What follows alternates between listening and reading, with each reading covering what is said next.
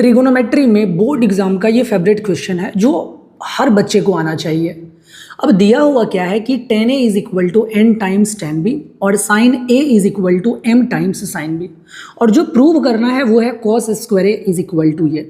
तो एक बात क्लियर हो गया कि जो गिवन है वहां पे दो दो एंगल है, बट जो चाहिए वहां पर एक एंगल है। इसका मतलब हमें हर हाल में इन दोनों इक्वेशन से एंगल b को एलिमिनेट करना पड़ेगा, और ये करेंगे कैसे आइए जानते हैं।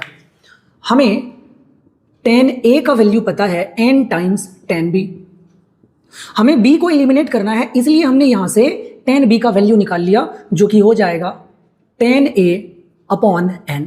तो ये हमने tan b का वैल्यू निकाल लिया। अच्छा, अगर आपने tan b निकाल लिया तो मुझे बताइए cot b क्या होगा। अगर हमें tan b मालूम है तो cot इसका उल्टा यानी n अपॉन tan a हो जाएगा। अच्छा, मैंने tan से cot क्यों निकाला, बस कुछ सेकंड रुक जाइए। दूसरा, हमें पता है sin a is equal to m times sin b, तो यहां से अगर मैं sin b निकालूंगा तो ये हो जाएगा हमारा sin a upon m is equal to sin b। और अगर sin b मिल गया तो यहां से मुझे बताइए cosec b कितना होगा। sin का उल्टा होता है जी cosec, तो cosec b मेरा हो जाएगा m अपॉन sin a। अब आपको ये पता लग गया होगा कि हमने tan से cot और sin से cosec क्यों निकाला, क्योंकि tan और sin में कोई खास रिलेशन होता नहीं है, लेकिन cot और cosec में बड़ा जबरदस्त रिलेशन होता है, इसीलिए हमने ऐसा किया। और अब देखो, हम ये जानते हैं कि cosec square b minus cot square भी अगर मैं करूं तो इसका वैल्यू 1 आएगा। अब मुझे कॉसेक भी मालूम है।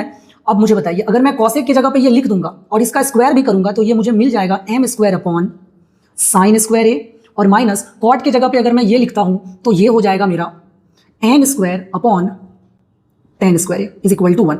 अब क्या करते हैं, tan को साइन और कॉस में बदल देते हैं, तो ये मेरा हो जाएगा m square upon sine square a minus, इसको जब आप साइन अपॉन कॉस लिखोगे तो कॉस आ जाएगा ऊपर, तो n square cos square a upon sine square a। Alright, इधर आ जाते हैं। अब जब आप एलसीएम लोगे तो एलसीएम में हो जाएगा साइन स्क्वायर a और ऊपर में हमारा बन जाएगा m square minus n square cos square a is equal to कितना है भैया 1। क्रॉस मल्टीप्लीकेशन करिए तो m square minus n square into cos square a is equal to sine square a।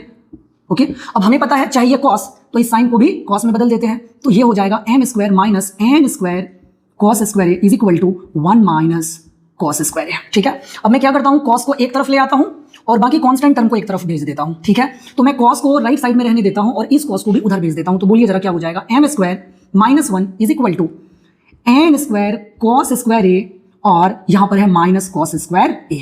अब देखो ये हमारा हो जाएगा m स्क्वायर माइनस 1, और जब मैं यहां से cos स्क्वायर a कॉमन कर लूंगा तो बचेगा n स्क्वायर माइनस 1, तो यहां से बोलिए cos स्क्वायर a का वैल्यू हो जाएगा m square minus 1 upon n square minus 1, और हमें यही प्रूव करना था।